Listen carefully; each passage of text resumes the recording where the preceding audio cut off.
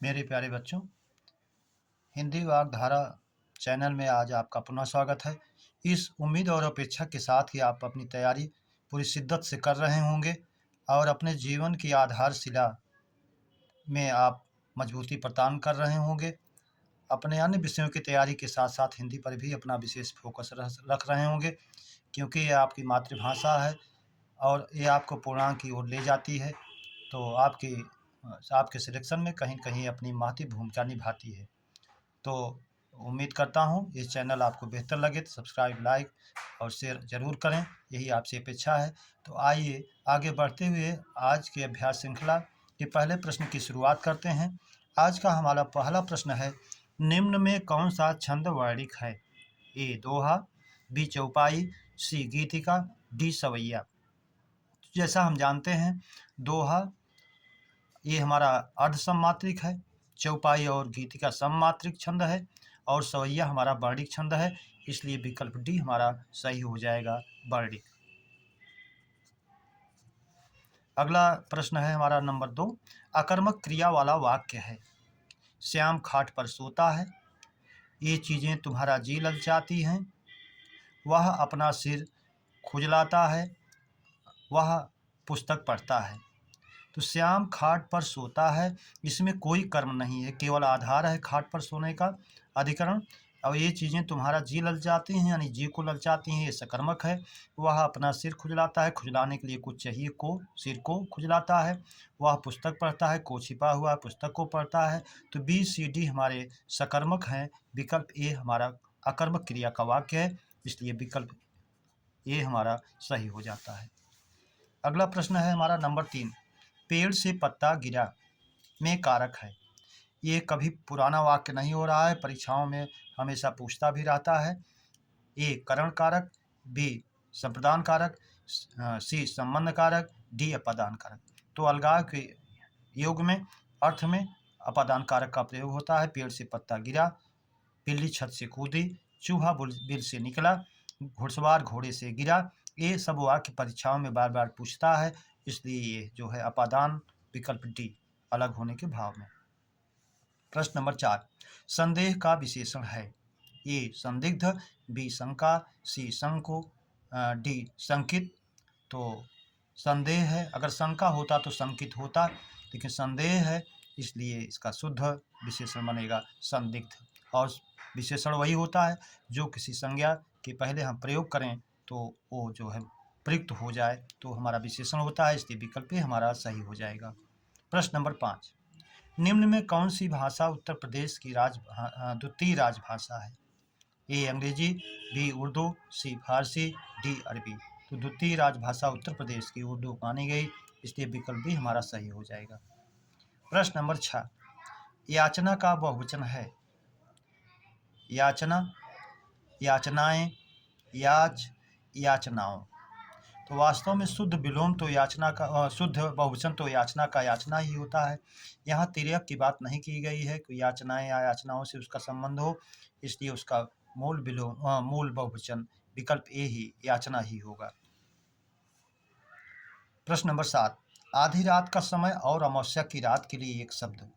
आधी रात को क्या कहते हैं और अमावस्या की रात को क्या कहते हैं? निशीथ, कुहू, निशीथ आधी रात, कुहू अमावस्या की रात, इसलिए विकल्प ए ही हमारा सही हो जाता है। बी राका, ये पूर्णिमा की रात को कहते हैं, कुहू अमावस्या की रात को कहते हैं, विकल्प ए नहीं है क्रम में। तमिश्रा घोर अंधकारों वाली रात, यामा केवल रात को कहते हैं, याम प्रहर को कहते हैं, त्रियामा तीसरे प्रहर वाली रात को कहते हैं, इससे कोई संबंध नहीं है। प्रश्न नंबर 8, निम्न में कौन सा शब्द स्त्रीलिंग है? जैसा कि आप जानते हैं, आप वाक्य बना करके जेंडर की पहचान कर लेते हैं, उसका प्रभाव अच्छा है, अच्छा प्रभाव है, अच्छा निर्माण हुआ, विवाह संपन्न हुआ, इस पुल्लिंग है, डी भाषा बोली जाती है, इसलिए स्त्रीलिंग हो जाएगा, विकल्प डी हमारा सही हो जाएगा। प्रश्न नंबर 9, लाखों लोगों ने इसे महसूस किया में विशेषण है। परिमाणवाचक, संख्यावाचक, सार्वनामिक, कोई नहीं। लाखों लोग निश्चित नहीं है, लेकिन संख्या को सूचित कर रहा है, तो संख्यावाचक है। संख्यावाचक में भी निश्चित संख्यावाचक है, इसलिए विकल्प बी ही संख्यावाचक में यह जाएगा। प्रश्न नंबर 10, पतंग का अनेकार्थी है।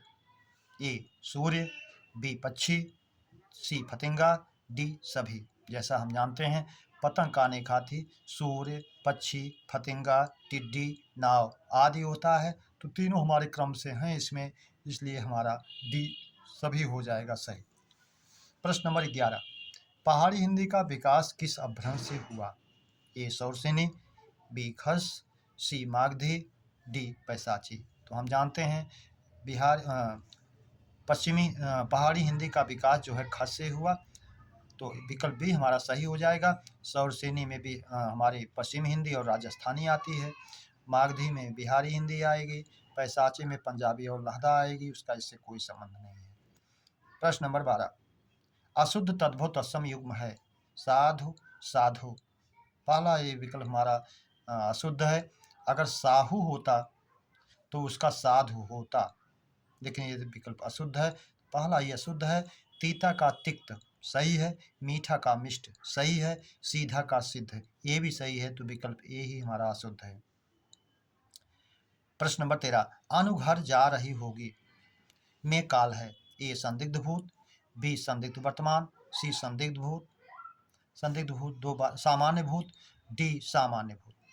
तो अनुघर जा रही होगी या अनुघर जाती होगी, ये जो है हो जाएगा उसमें संदिग्ध वर्तमान में। ता होगा, ती होगी, रहा होगा, रही होगी। अगर या होगा, ई होगी, ये होगी होता तो संदिग्ध भूत होता, इसलिए ये जाएगा संदिग्ध वर्तमान में। घर जा रही होगी या घर जाती होगी, तो विकल्प भी हमारा सही हो जाएगा संदिग्ध वर्तमान। प्रश्न नंबर 14, धराधर और धाराधर समश्रुति भिन्नार्थक शब्द का अर्थ है। धराधर, तो विकल्प दिया है ए नग वारिद, बी भूधर जलद, सी महीधर अंबध और डी सभी। तो धराधर, धरा माने पृथ्वी को धारण करने वाला पर्वत होता है, और धाराधर धाराओं को धारण करने वाला बादल होता है। तो पहला हमारा नग जो नहीं गमन करता है वो जो है पर्वत है, सही है। वारिद, वार को देने वाला धाराधर अर्थात बादल सही है। बी भूधर, भू को धारण करने वाला अर्थात पर्वत, ये और जलद जल को देने वाला ये भी सही है। महीधर पृथ्वी को धारण करने वाला। अंबध, अंब का अर्थ भी जल होता है देने वाला, ये भी सही है। तीनों विकल्प हमारे पर्याय में सही हो रहे हैं भिन्नार्थक शब्द के अर्थ में, इसलिए विकल्प डी हमारा सही हो जाएगा सभी।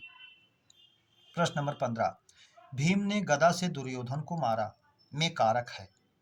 यहाँ मारने के लिए साधन गदा का प्रयोग किया गया है, इसलिए हमारा करण कारक होगा। संप्रदान ए, बी अपादान, सी करण, डी कर्म। तो करण कारक हमारा सही हो जाएगा। साधन या माध्यम गदा का प्रयोग किया गया है। अगर पूछता रेखांकित करके पूछता दुर्योधन को करके पूछता तो कर्म कारक भी हो जाता, लेकिन यहाँ विशेष रूप से साधन पर फोकस किया गया है, इसलिए करण कारक। प्रश्न नंबर 16,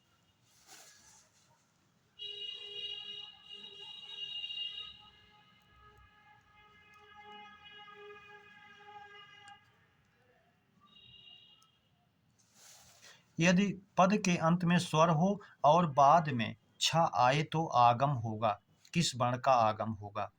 ए चा, बी छा, सी जा, डी झा।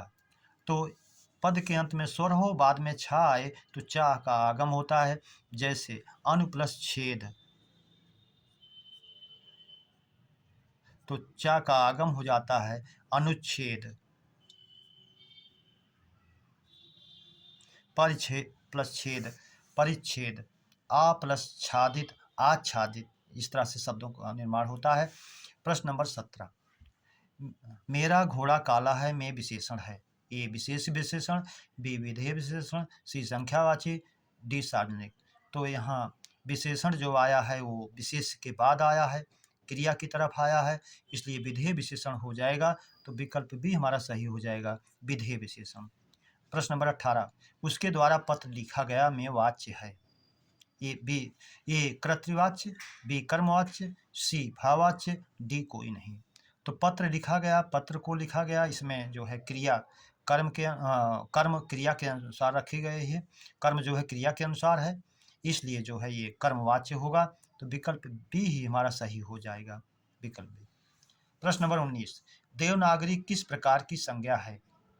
ए जातिवाचक, बी व्यक्तिवाचक, सी समूहवाचक, डी भाववाचक। तो देवनागरी एक लिपि है जो कई लिपियों में से नागरी लिपि है, गुप्त लिपि है, सभी लिपियों में से एक लिपि है।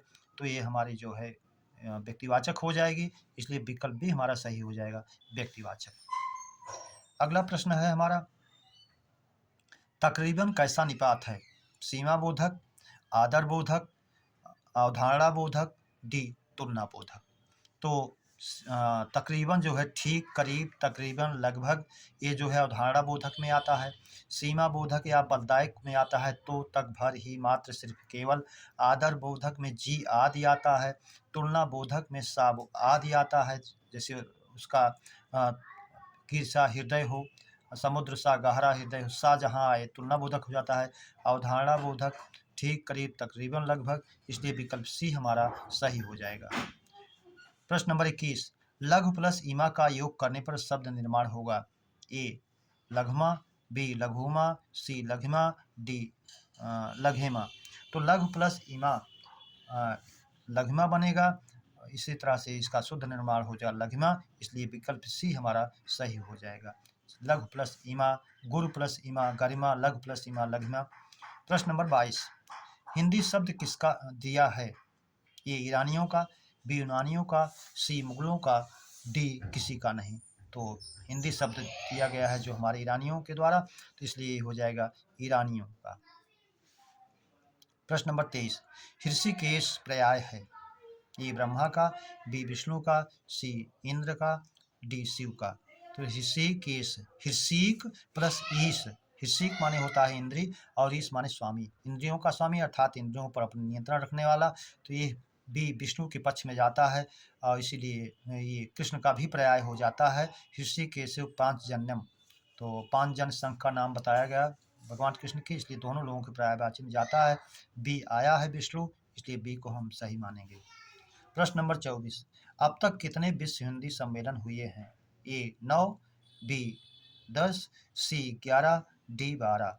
तो हमारे 12 विश्व हिंदी सम्मेलन हुए हैं और हमको इनको याद भी रखना चाहिए। पहला और अंतिम जरूर, पहला हमारा भारत में और अंतिम जो हुआ है 12वां वो फिजी में हुआ है, हमें ये भी ध्यान रखना चाहिए, इसलिए हमारे विकल्प डी में जाएगा, 12 सही हो जाएगा।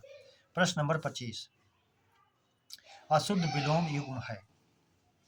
मसृण, रुक्ष, कोमल, खुरदरा। सही है। बी इष्ट, अनिष्ट, इष्ट चाहा हुआ, अनिष्ट जो नुकसान करने वाला है, इष्ट नहीं है, सही है। आकर्षण, खिंचाव, विकर्षण, विपरीत शब्द, इसलिए जो है ये भी सही है, आकर्षण का विकर्षण, अनाकर्षण, प्रतिकर्षण, कुछ भी दिया रहे, सही है। डी आगामी का प्रगामी, तो ये हमारा अशुद्ध है, पर्याय जैसा, इसलिए विकल्प डी हमारा अशुद्ध हो जाएगा। प्रश्न नंबर 26, दूध में 2 गुना पानी है में विशेषण है? तो आवृत्तिवाचक, क्रमवाचक, परिमाणवाचक, सार्वनामिक। तो अब यहाँ 2 गुना की बात कर रहा है, एक वस्तु से दूसरी वस्तु में आधिक्य की बात कर रहा है, इसलिए आवृत्तिवाचक हो जाएगा, पहला ही विकल्प सही। क्रमवाचक में संख्याओं के क्रम की बात की जाती है, पहला, दूसरा, तीसरा, चौथा, पांचवा, ऐसा नहीं है।